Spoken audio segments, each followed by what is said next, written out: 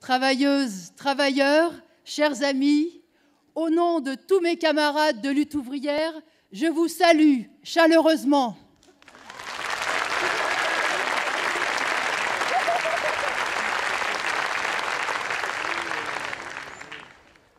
L'écrasante majorité du monde du travail est hostile à la loi El Khomri.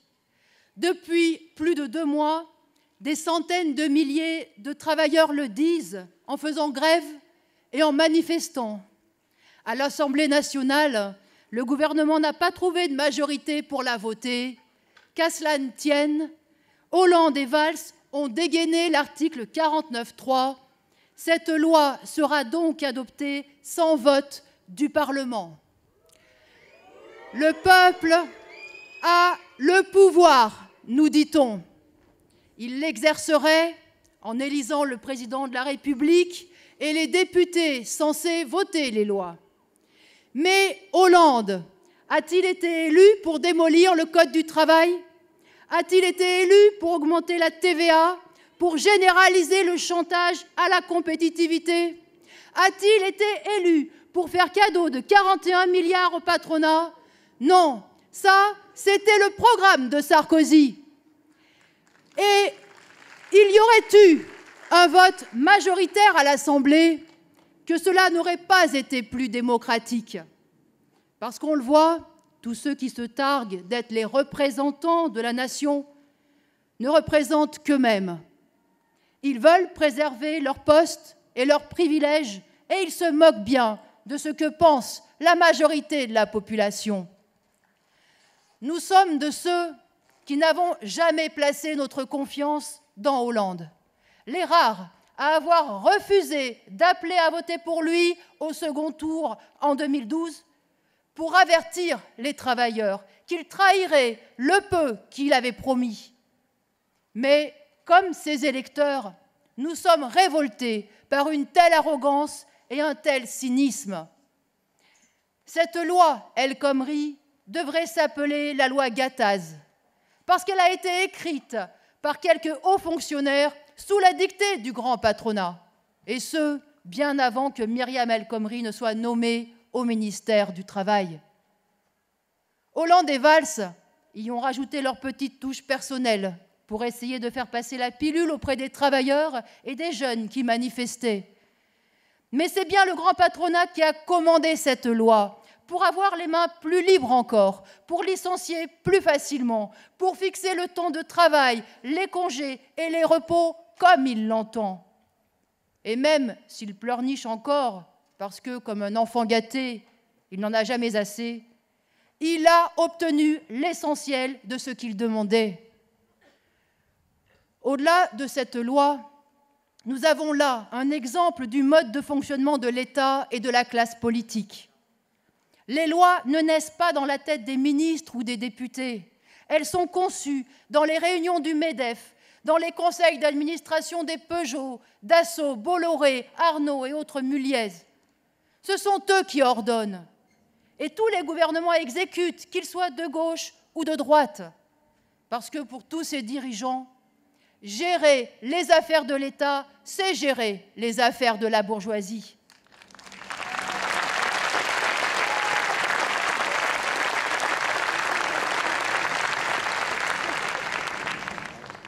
Et regardez comment Hollande se réjouit de ce que les affaires des capitalistes prospèrent. Il pense même que cela lui donne la légitimité pour repartir en campagne pour 2017. Et il en a même tiré son slogan « Ça va mieux ». Mais ça va mieux pour qui? La minorité capitaliste n'a jamais été à plaindre. Et que cela aille encore mieux pour elle, on veut bien le croire. Mais une poignée de riches parasites ne fait pas un pays. La majorité de la population est composée de travailleurs dont les conditions de vie empirent à cause du chômage, de la précarité et des bas salaires, de retraités qui ont vu leur pouvoir d'achat amputé par la politique de Hollande, de familles populaires qui subissent de plein fouet les coupes budgétaires dans les hôpitaux et les collectivités locales parce que le gouvernement a arrosé le grand patronat avec l'argent de l'État. D'ailleurs, Où est le million d'emplois promis avec le fameux pacte de responsabilité?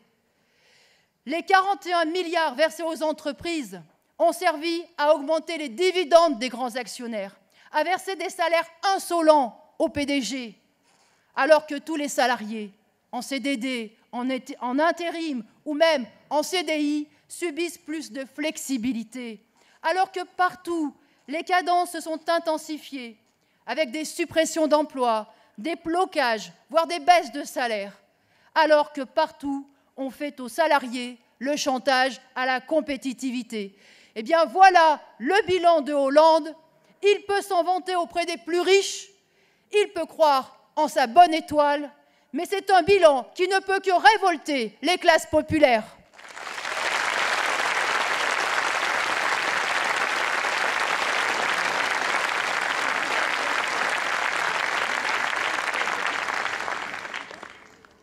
Dans le marasme généralisé, 1% ou 1,5% de croissance font figure de reprise. Mais le capitalisme est en crise. Une crise dont on ne sortira pas parce que le système est à bout de souffle. Il a atteint ses limites. Sauf voler les parts de marché à leurs concurrents, se racheter les uns les autres et spéculer, les bourgeois ne peuvent pas développer leurs affaires. Ils ne peuvent accroître leurs profits qu'au travers d'une guerre de classe féroce qui fera de plus en plus de victimes du côté du monde du travail. Et ces capitalistes trouveront auprès des Hollande, des Sarkozy et des Le Pen des serviteurs dévoués pour faire reculer encore plus les conditions de vie de la population laborieuse. Nous entrons dans une période électorale propice aux marchands d'illusions et aux faiseurs de miracles. Il faut que les travailleurs tirent les leçons du mandat de Hollande, qu'ils se souviennent aussi, ou se fassent raconter, les trahisons de Jospin et de Mitterrand. Des lois économiques puissantes s'imposent à tous ceux qui aspirent à gouverner. Ce sont les lois du profit, de la concurrence et du marché. Elles s'imposent même à ceux qui prétendent vouloir faire une politique plus favorable aux exploités, parce que les politiciens ne sont que des marionnettes aux mains de ceux qui ont le vrai pouvoir, le pouvoir économique. Alors, tous ceux qui occultent la toute-puissance de la bourgeoisie sur l'économie ou qui refusent à s'en prendre à sa domination se vouent à l'impuissance ou pire, à la servir et à trahir les intérêts des travailleurs. Il suffit de regarder ce qui s'est passé au Brésil avec Lula, Dilma Rousseff et le Parti des travailleurs, parvenu au pouvoir sur la promesse d'une politique pour les plus pauvres. Il faut regarder ce qui se passe en Grèce avec Tsipras et son parti Syriza, qui a connu une ascension fulgurante en promettant une autre politique. Mais aujourd'hui, ce sont ces partis qui mettent en œuvre l'austérité. On peut inventer tous les partis que l'on veut. On peut parler de renouveler la politique, ses méthodes et ses têtes. La question reste celle-ci.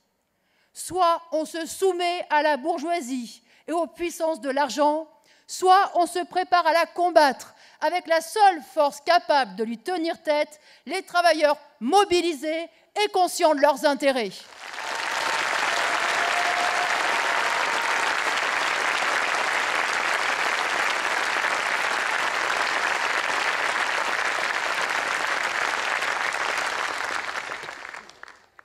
C'est pourquoi nous ne participerons pas aux diverses tentatives pour ressusciter une gauche gouvernementale, qu'elles viennent de Jean-Luc Mélenchon, de Montebourg, des écologistes ou du PCF. Car cela revient à refaire ce qui échoue lamentablement sous nos yeux.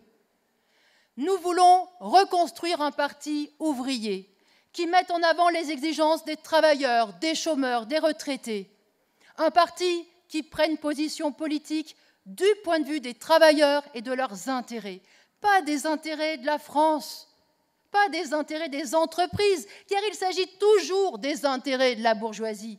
Nous voulons un parti qui ne véhiculent pas d'illusions électoralistes, mais qui disent clairement que le seul moyen pour changer la société, ce sont les luttes des travailleurs eux-mêmes.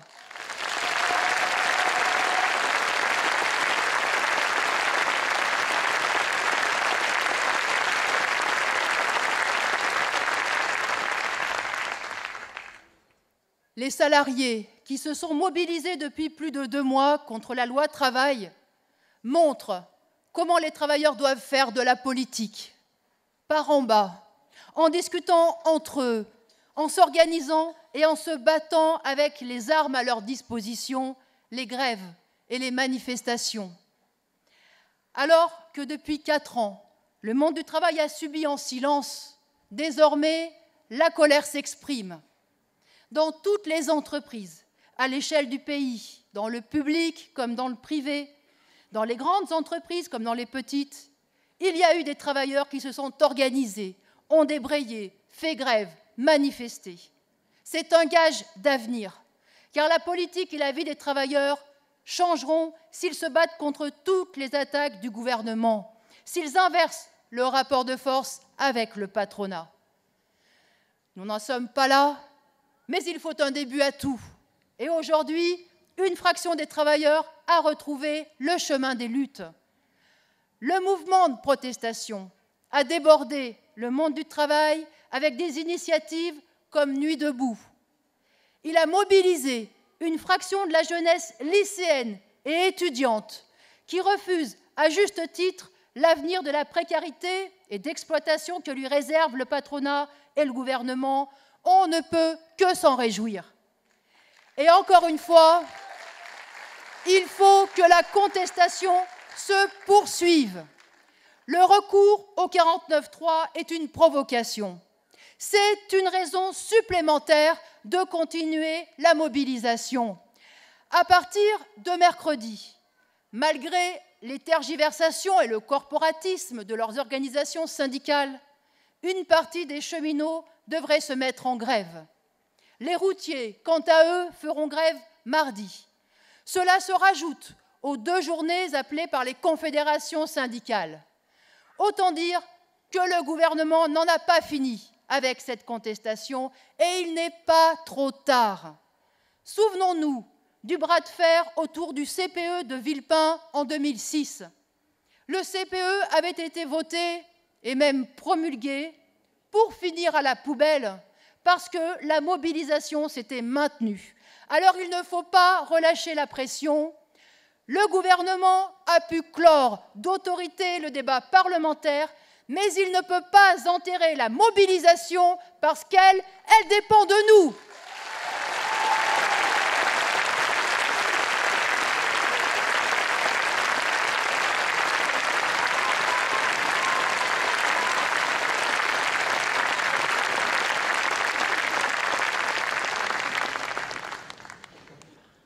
Nous nous revendiquons non pas de la gauche, mais du camp des travailleurs. Parler de la gauche, c'est mêler des salariés, des chômeurs, des femmes et des hommes des classes populaires avec des dirigeants politiques dévoués corps et âme à la bourgeoisie comme Valls et Hollande. La gauche elle-même est traversée par une frontière de classe. Car qu'y a-t-il de commun entre l'ouvrier qui vote à gauche et Macron, cet ancien banquier d'affaires devenu ministre, ou Cahuzac, qui avait choisi le PS pour faire de la politique, mais qui a caché sa fortune qu'il s'était faite comme chirurgien esthétique. Et c'est sans oublier ces grands patrons comme Guillaume Pépi, le PDG de la SNCF, qui se revendiquent de gauche. En politique, la gauche ne désigne plus qu'une écurie de politiciens sans rapport depuis longtemps avec les partis que le mouvement ouvrier avait fait naître. La véritable frontière ne passe pas entre la gauche et la droite politicienne. Elle passe entre le patronat et le camp des travailleurs. Il y a une variété de salariés. Il y a des ouvriers, des techniciens, des employés de bureau, des fonctionnaires, des ingénieurs, des enseignants, des aides-soignantes, des cheminots, des femmes de ménage et même des pilotes d'avion. Ils ne sont pas tous exploités au même niveau, mais ils ont un point en commun. Ils sont tous forcés de vendre leur force de travail pour vivre, leur force de travail manuelle pour les uns, intellectuelle pour les autres. Au lieu d'ouvriers ou de travailleurs, le patronat parle de collaborateurs, de chargés de clientèle, de team members, pour ne pas dire équipiers, parce que ça aussi, ça fait ringard. Mais la société reste dominée par les mêmes rapports sociaux, avec d'un côté un patronat tout-puissant qui se paye à coups de millions, et de l'autre, des travailleurs qui sont traités comme des pions. Oh, il y a plus de chômeurs que dans l'après-guerre. Et nous sommes loin du plein emploi des années 1960. Mais cela n'a été qu'une parenthèse dans l'histoire de la classe ouvrière. Le chômage a toujours fait partie intégrante de la condition ouvrière. Avoir un travail, être licencié et se retrouver au chômage sont les deux faces de la même pièce. Aujourd'hui, quand on alterne les périodes de travail en CDD ou en intérim et les périodes de chômage, on est un salarié, un chômeur, on est potentiellement les deux. Parce que le propre de la condition ouvrière est de dépendre du bon vouloir du capital. C'est le propre des travailleurs de n'être assurés de rien et pas même de pouvoir être exploités. Et pour trouver un travail, combien de femmes et d'hommes ont été forcés de changer de région? Combien sont forcés d'émigrer, de quitter leur pays, leur famille, d'adopter une autre langue? Aujourd'hui, des centaines de milliers de travailleurs traversent des déserts, des continents, des montagnes, des mers, au péril de leur vie, pour venir construire des immeubles, travailler dans des restaurants ou vider les poubelles à Paris. Alors oui, c'est aussi le propre de la classe ouvrière que d'être internationale et que de se mélanger toujours et encore.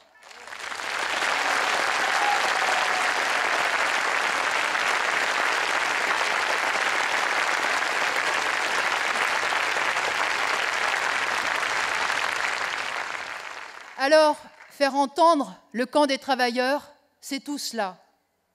C'est défendre les intérêts de la grande majorité de la population.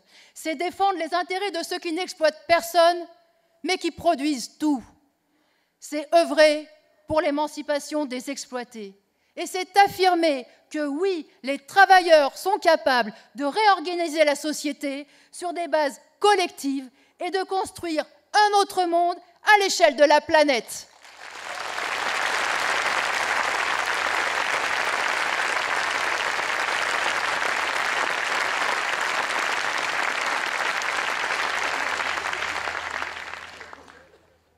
Aujourd'hui comme hier, c'est d'abord dans les têtes que cela se passe.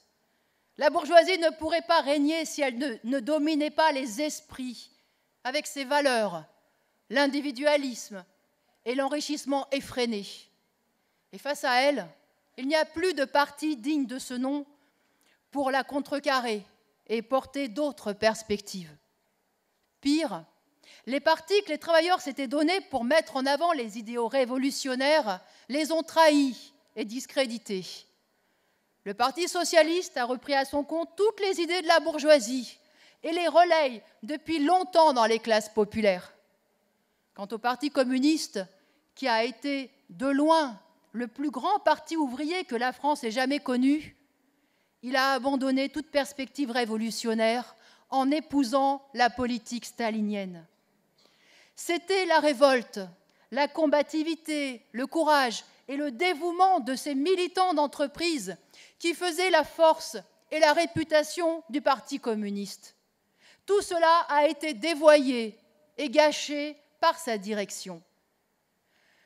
Nous célébrons cette année le 80e anniversaire des grèves de mai-juin 1936.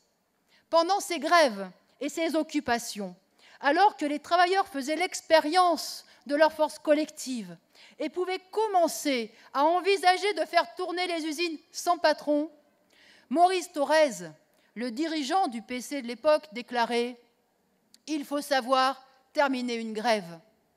De la même façon, Au lendemain de la Seconde Guerre mondiale, puis en mai-juin 1968, le PCF a mis tout son poids pour freiner la montée ouvrière et protéger l'ordre bourgeois.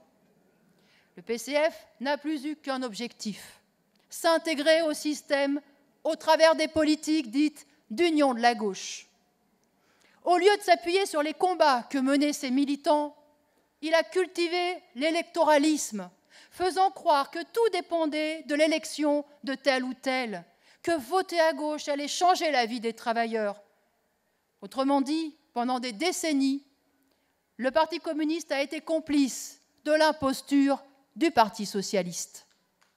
Ce ne sont pas les travailleurs qui ont failli, mais les directions des partis qui prétendaient les représenter, en brouillant les consciences ouvrières et en écœurant jusqu'au meilleur de leurs militants. Le mouvement ouvrier s'est affaibli parce que sa direction a abandonné les idées de lutte de classe. Il faut reconstruire un parti qui défende ses idées. Les partis réformistes ont abandonné jusqu'à ces mots de travailleurs, de classe sociale. Mais les travailleurs sont là, et bien là. Ils sont indispensables au fonctionnement de la société. Ils font tourner la machine à profit et ils se battront à nouveau parce que ni le patronat ni le gouvernement ne leur laissent le choix. Alors, nous plaçons notre confiance dans les travailleurs, dans leur capacité collective à transformer la société par en bas. Dans le passé, ils ont prouvé qu'ils pouvaient le faire. Avec la Commune de Paris de 1871, mais aussi avec la Révolution russe de 1917, ils ont fait la preuve qu'ils pouvaient transformer la société, en créer une autre, radicalement différente, basée sur la propriété collective, une société sans la domination de l'argent et du profit, une société et une économie d'abord organisées pour répondre aux besoins de toute la population. Oui, dans le passé, les travailleurs ont su faire de grandes choses et ils n'ont pas fui les grands combats. Eh bien, il leur faut un parti à la hauteur de ce qu'ils sont capables de faire, un parti communiste révolutionnaire.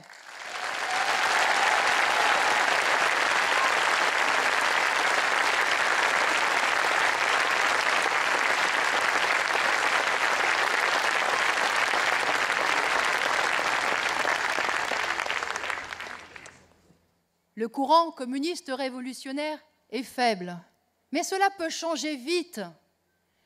Il se doit de maintenir ses idées vivantes.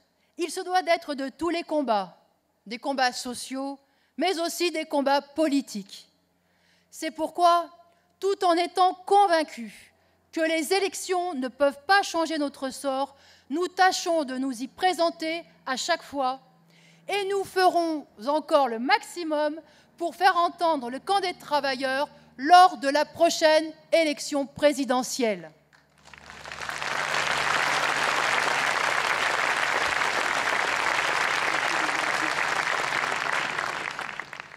Mes camarades m'ont confié la tâche d'être candidate pour cette élection.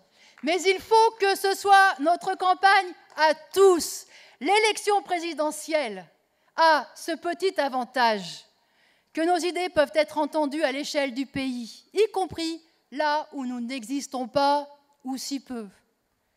Nous utiliserons toutes les possibilités médiatiques. Mais les rares fois où les journalistes télé ou radio seront censés me donner la parole, ils s'emploieront à la déformer et à la disqualifier. Il ne faut pas s'en étonner. Jamais les militants du mouvement ouvrier n'ont eu réellement accès aux moyens de diffusion de la bourgeoisie.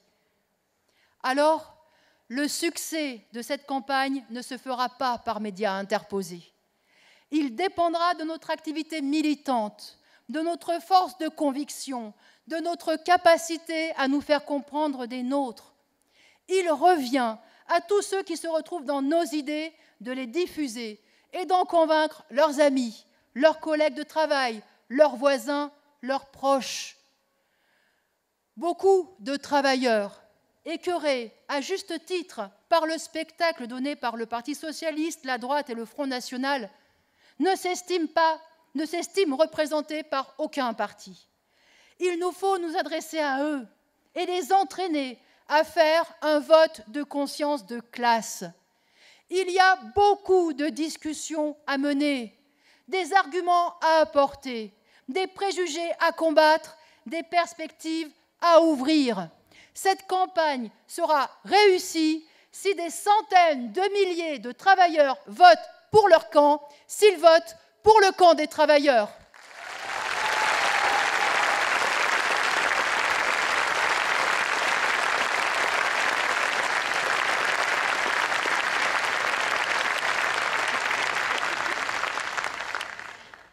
Et encore une fois, la lutte de classe n'est pas une invention des révolutionnaires. C'est le quotidien de millions de femmes et d'hommes. Le sentiment de classe existe dans le monde du travail. Il faut que nous le confortions politiquement. Il faut que ce sentiment de classe se transforme en conscience de classe, solide, forte, capable de résister aux pressions de la société bourgeoise et d'orienter les nôtres dans les combats qui se présentent. Propager ces idées et cette conscience fait partie des efforts nécessaires pour construire un parti. Un parti révolutionnaire peut grandir très vite s'il y a de grandes luttes sociales, lorsque les travailleurs seront déterminés à changer leur sort. Mais il ne se développera que s'il y a préalablement des militants capables de rassembler et d'aider à s'organiser ceux qui veulent se battre. Les élections sont des combats politiques. Elles nous donnent l'occasion de propager nos idées, de regrouper tous ceux qui sont prêts à s'impliquer dans la campagne et de rassembler au travers du vote autour du camp des travailleurs. Alors je compte sur vous tous pour nous aider dans cette campagne et pour avancer sur la voie du parti qui est nécessaire au monde ouvrier.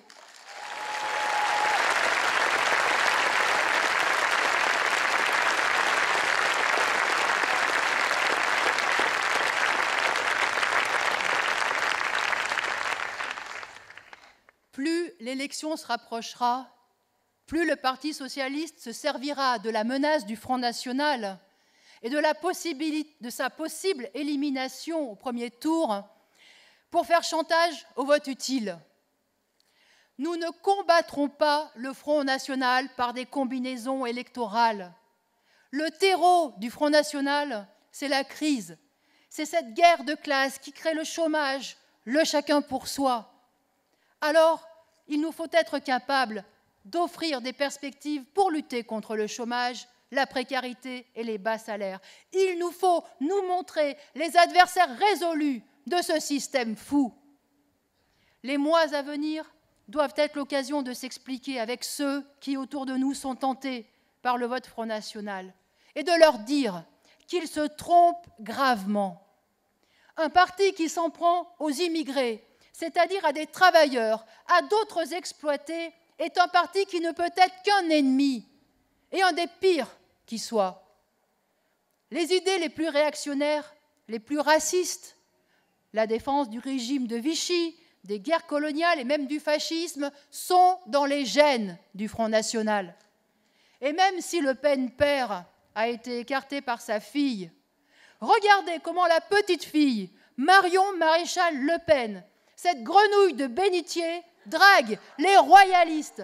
Et ces idées réactionnaires, eh bien, elles se renforceront si la crise s'aggrave. Alors oui, le Front national est un danger pour le monde du travail et un des pires qui soit.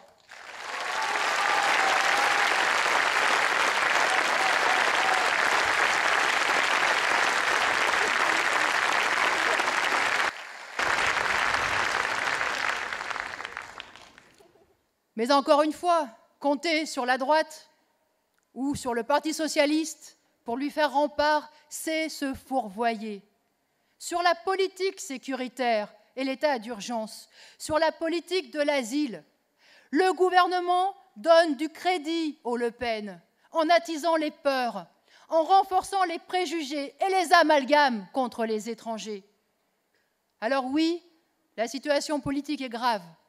Mais elle l'est parce que les travailleurs laissent la politique dans les mains des seuls représentants de la bourgeoisie, parce qu'ils ne se font pas entendre.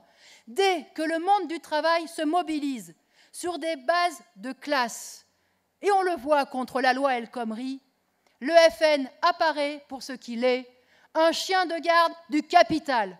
Alors, se battre pour mettre en avant les intérêts de classe des travailleurs est le seul et unique moyen de combattre l'influence de toutes ces idées nauséabondes.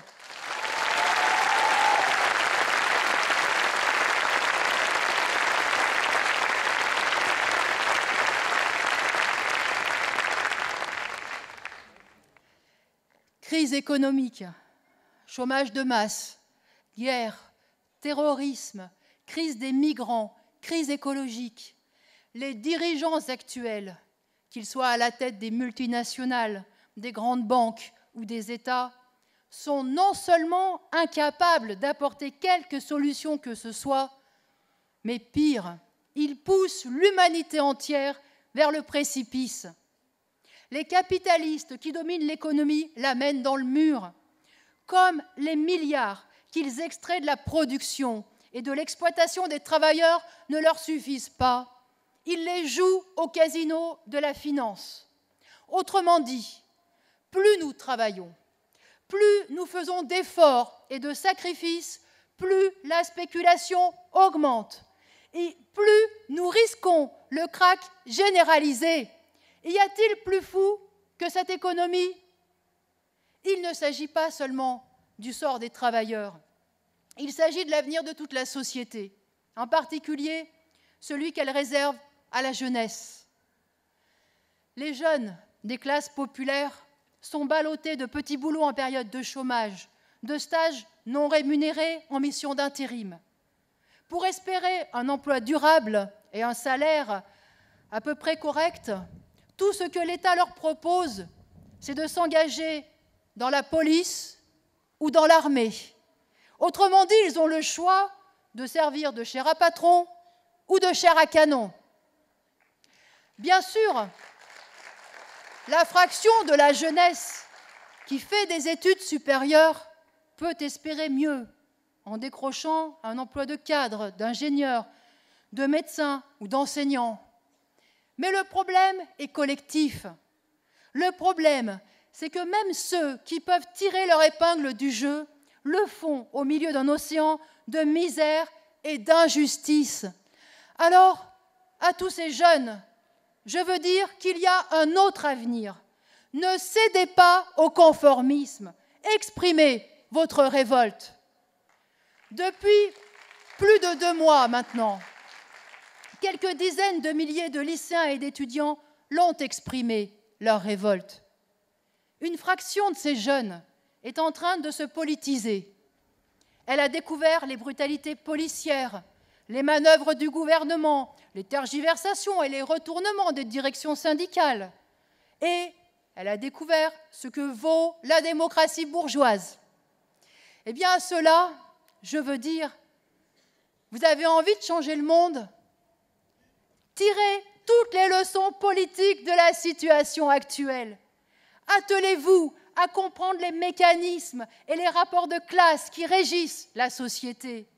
Confortez vos convictions en découvrant les luttes passées des opprimés, de Spartacus aux grèves de mai-juin 1936. Enrichissez-vous de l'expérience du mouvement ouvrier et des idées de Marx, d'Engels, de Lénine, de Rosa Luxembourg, de Trotsky. Reprenez à votre compte les idées du courant communiste révolutionnaire. Ce capital politique résume les expériences de plus d'un siècle de luttes ouvrières vivantes, des défaites, des victoires et des révolutions. C'est ce capital qui permettra demain de renverser le vieux monde et de mettre fin à ces inégalités et à toutes les vieilleries qui vont du racisme à la misogynie en passant par l'obscurantisme. Alors, rejoignez-nous dans le combat révolutionnaire pour que les générations futures puissent construire une société de justice et de fraternité, enfin débarrassée des classes sociales et de l'exploitation.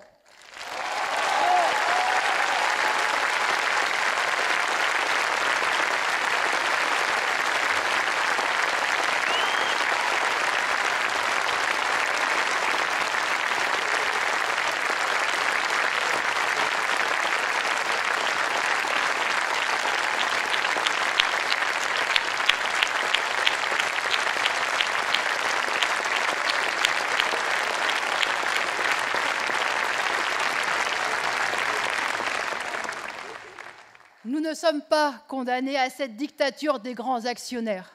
Ils sont à la tête d'un système aussi injuste qu'irrationnel. Il n'y a jamais eu autant de richesses, et pourtant, on ne nous parle que de crise et de déficit. On nous explique qu'il faut accepter des sacrifices, accepter de vivre moins bien et de travailler plus longtemps que nos parents. Et c'est sans parler de ce qui se passe dans les pays les plus pauvres de la planète. Il faut mettre fin à l'obstacle que constitue la propriété privée des moyens de production, des usines, des banques, des transports et des grandes chaînes de distribution qui empêchent toute organisation rationnelle de l'économie. Mettre en commun ces moyens de production, c'est le sens du mot communisme. Ce mot a été dénaturé, mais il est un des plus riches de signification. Oui, en organisant collectivement et rationnellement l'économie, la lutte individuelle pour la vie pourrait enfin céder la place à la conscience du fait que l'humanité est une et indivisible et qu'elle a les moyens d'assurer une vie digne à chacun de ses membres. Et la seule force sociale capable de transformer la société dans ce sens, ce sont les travailleurs. Alors, engageons-nous dans ce combat en restant convaincus que tôt ou tard, ils chercheront le chemin vers un avenir meilleur. Il faut qu'ils puissent trouver celui qui mène vers le communisme.